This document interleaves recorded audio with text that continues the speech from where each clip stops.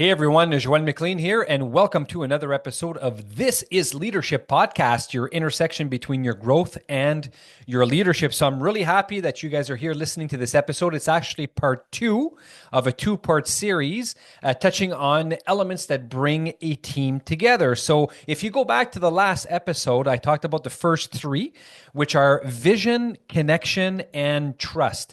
So make sure to go back to that episode and listen to that because there's some really, really good advice in that episode. And these are three elements, of course, that are crucial to bringing a team together. Now, in today's episode, I touch on the other three that I wanted to talk about, which are communication, optimism, and respect. So again, as leaders, we're working with teams. We want our teams to be able to function at the highest level possible. We want to be able to go as far as we can and even further than that with our teams. But to do that, as we know, we have to invest in the people that are on our team. And we have to talk about these elements because if our team is not able to function in a strong way, and we don't feel like we're one unit working together and rowing our boat in the same direction as we say, then we won't achieve the things that we could potentially achieve. So I hope you like this part two of the second episode. So again, I'm touching on optimism, respect, and communication. So make sure that you actually think about an action that you can choose and put into place in terms of these six elements. So go back to that part one, the last episode, listen to vision, connection, and trust. And then following this episode here, communication, optimism, and respect, I'd like you to think about the way that you work with teams, the way that your teams are working, and maybe, choose one or two actions within those six elements that I talk about that maybe you'd like to put into place. And that would allow your team to work together even more efficiently, to be able to achieve things that, you didn't think that you were able to achieve. So pick something and put it into action and see how it goes. Now, I'd love it if you could actually maybe leave me a note, comment here on the YouTube channel, let me know how it went.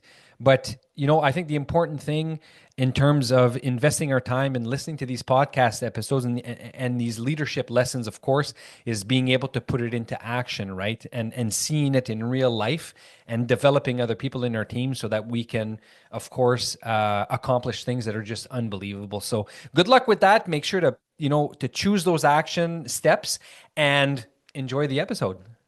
Hey everyone, Joël McLean here from Inspire Leadership Coaching, and welcome to another episode of This is Leadership Podcast. This is going to be part two of the episode that talks about things that bring a team together. So if you go back to the last episode, you'll see that we talked about three of the first three of six elements that I wanted to talk to you guys about.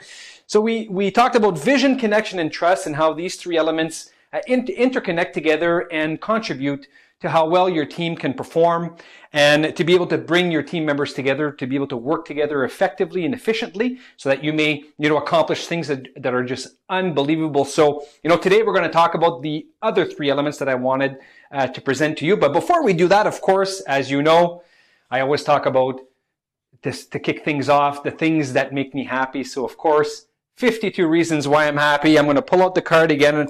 And if you're new to the podcast, if you go back a few episodes, you'll see that I started doing this little practice here, just maybe to show a little bit of gratitude and to, put some emphasis on some of the positive things, that go on in our lives. I think that's something that's important to do, especially with everything that's going on in the world, to be able to take a few minutes and to be able to be grateful to the positive things that are going on around us. I think it's important. So what I do is I got this pack of cards, and there's 52 reasons why I'm happy, and I usually take about a minute or two to talk about whatever random reason I'm going to pull out. So I'm going to pick a card here, guys.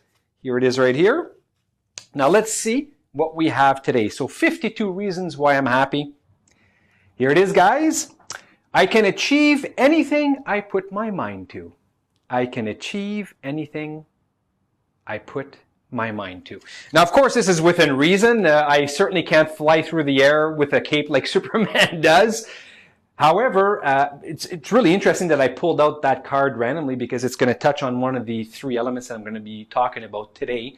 Now, believing, that you're able to do things that you think of, I think is really important, especially when we're talking about, bringing a team together, being able to work together and believe in each other. I think we need that.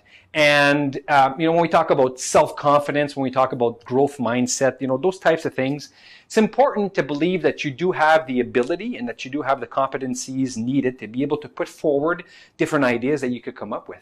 Especially if there are, some really interesting ideas that you'd like to bring to the table and hash it out with your team members.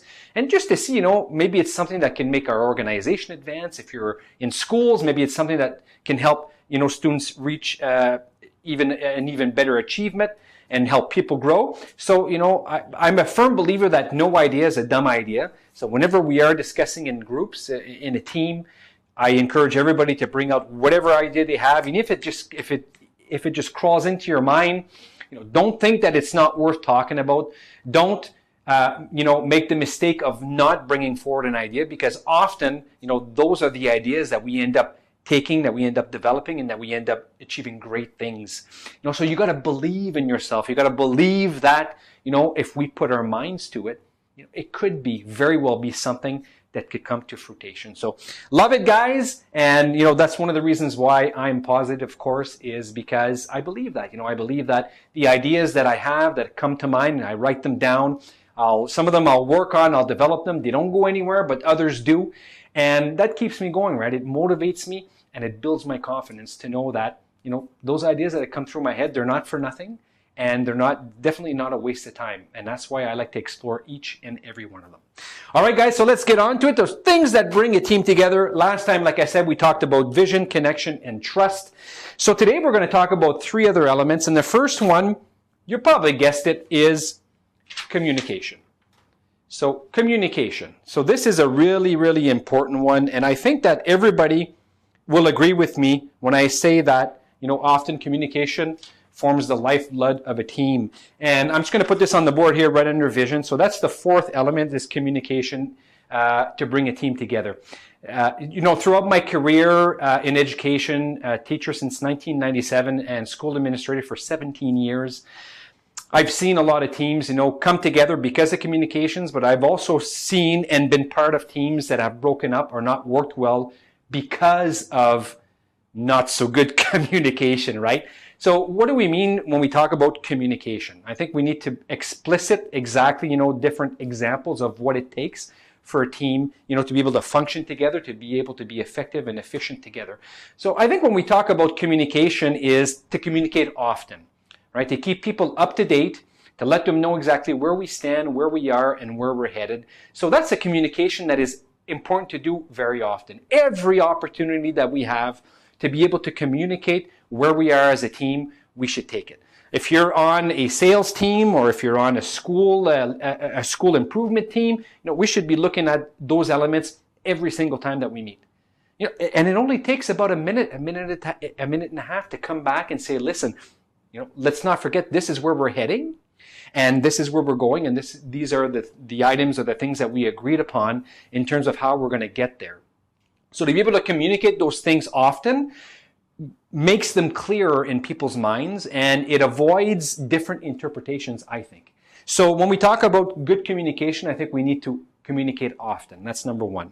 The second thing that comes to my mind when we talk about communication is, where and how we communicate. So there are definitely different ways we can communicate, and I think that depending on the situation will warrant what type of communication we will have. And the best example I can give you is email, right? So when we talk about communicating via email, I think that the email communication should be used in very specific situations. And one of those situations that I wouldn't use email is whatever situation you can find yourself in that could be a little sensitive or a little touchy. So if you're in the school system, I was in the school system my whole career, I can think back on times where I had some parents that weren't very happy with a certain situation between their child and a teacher, and they would give me a call, and I wasn't available to take the call at the moment, but I would communicate with them after that. So, and I have the option, right? I could either call them back, I can send them an email, I can, there's different ways that I can communicate, but I think that in that certain situation,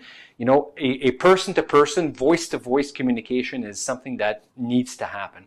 And when we work in teams, when we're together, I think that sometimes, if not often, or as often as we can, if we can communicate face to face, even if it's virtually, if we can at least see each other, see a little bit of our nonverbal language, I think that that's something really important. If we can make it happen in person, that's even better. So, the most often that we can, if we can do it where we communicate one-on-one, where it's in person, then I think that's the best thing. And to come back to my example with the parent, of course, in that situation, the best way to communicate is to give the parent a call so that we can have, a conversation in terms of, what is the issue, so that I can understand, I can ask questions, I can read, the body language, the tone, where the parent is. And, that allows me to be able to make a very informed decision in terms of how I'm going to react to that. Now, in the team, it's the same thing, right? So if I'm a leader and I've got a team meeting, or, if I'm the lead of that team, it's important for me to know where everybody stands, what their mindset is, how far they've gone. Are there frustrations? Are there roadblocks? Is there a bottleneck somewhere that's going on and that's creating frustration and that's slowing down, the process? That's something that's really important to know as a leader and as a team. So whenever we have a chance to be together face to face, be it virtual or not, I think that is a really, really important way to communicate. Now, other ways to communicate to make sure that we're exchanging information often is to have, obviously, online or like collective or shared spaces, right? We've got Google Drive, we've got Microsoft Teams, we've got so many different options that we can, keep all our notes, all our work, our progress, our feedback, all those important things that make that the team is able to function well together efficiently. We need to be able to put that somewhere where everybody has access to it at any time that they feel like they need to have access to it, right? So it doesn't matter if it's at night when people are at home or if it's during the day when they're at work.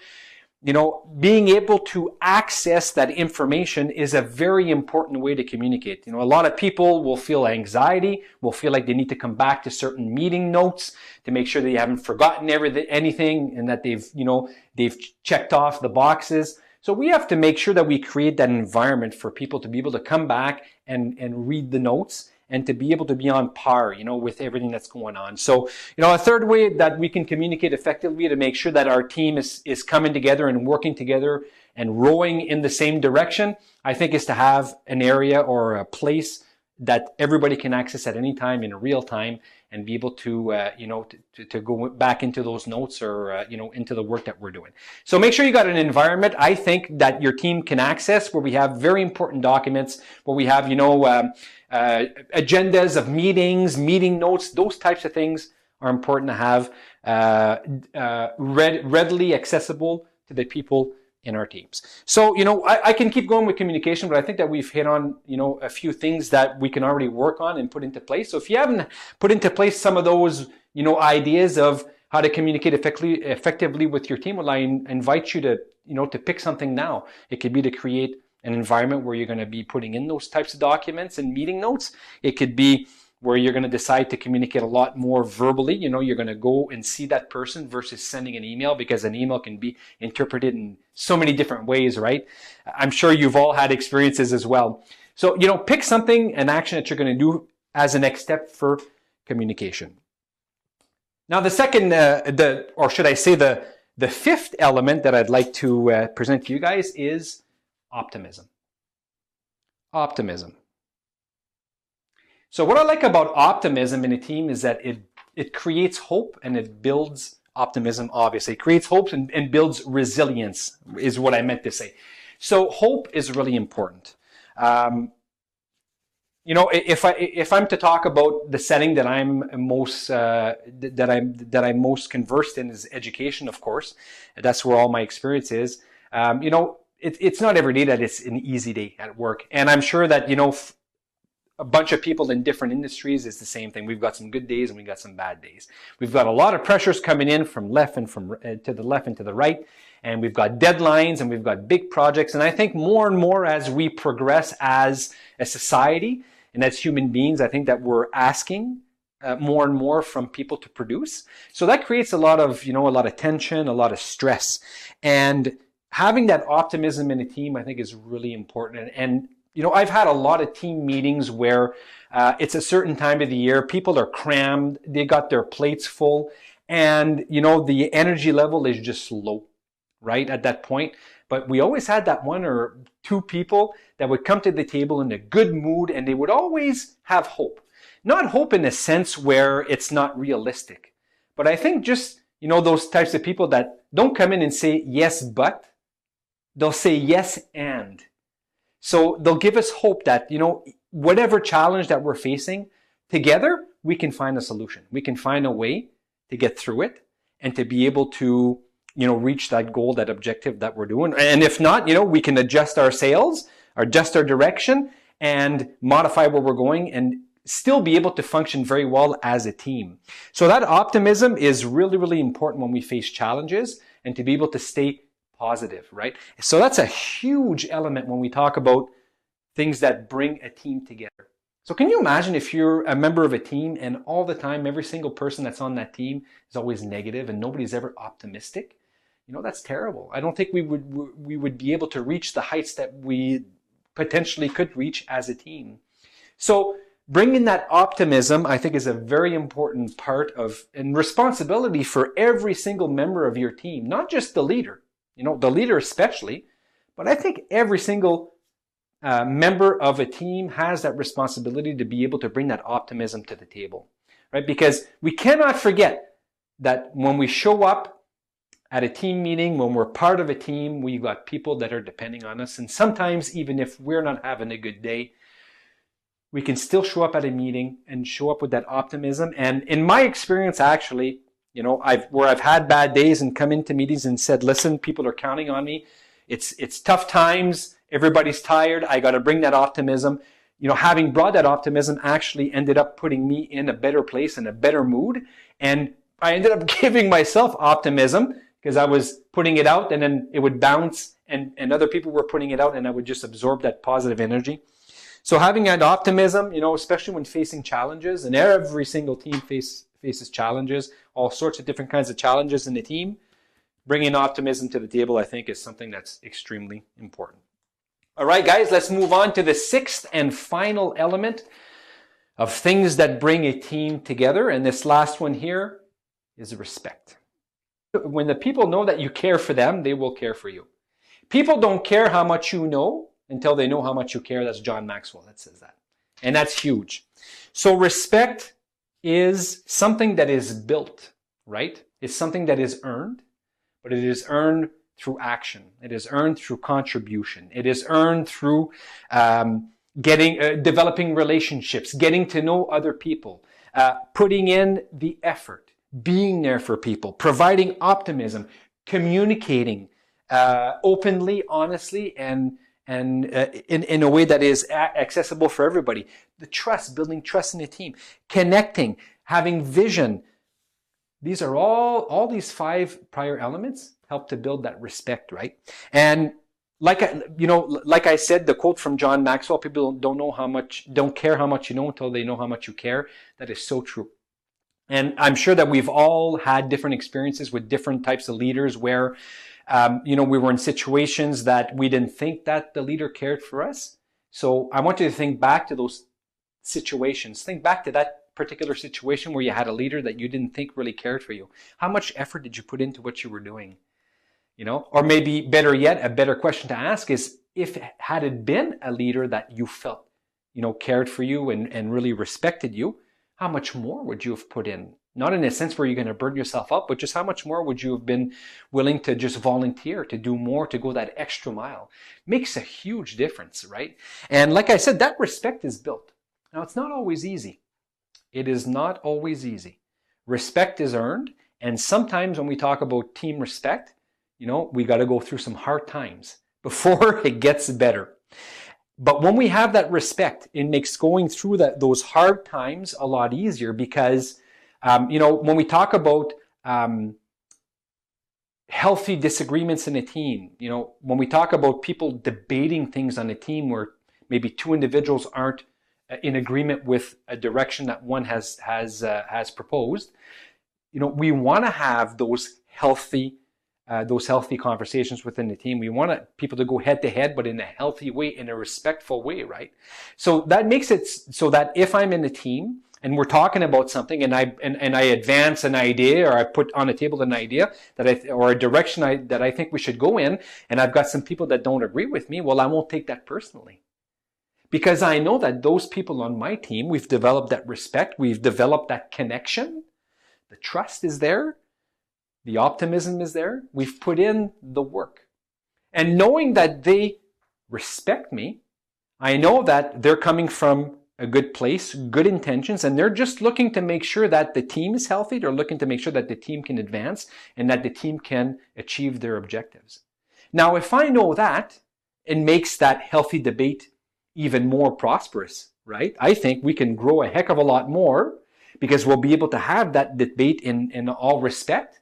And once that debate is over, we could ended up not going with my idea, and that's okay. Because I'm not going to walk out of that meeting feeling uncomfortable or having, animosity towards the people that didn't agree with me. Knowing that they were doing it for the right reasons, they were doing it in respect. I'm able to move beyond that, and that's what great teams do.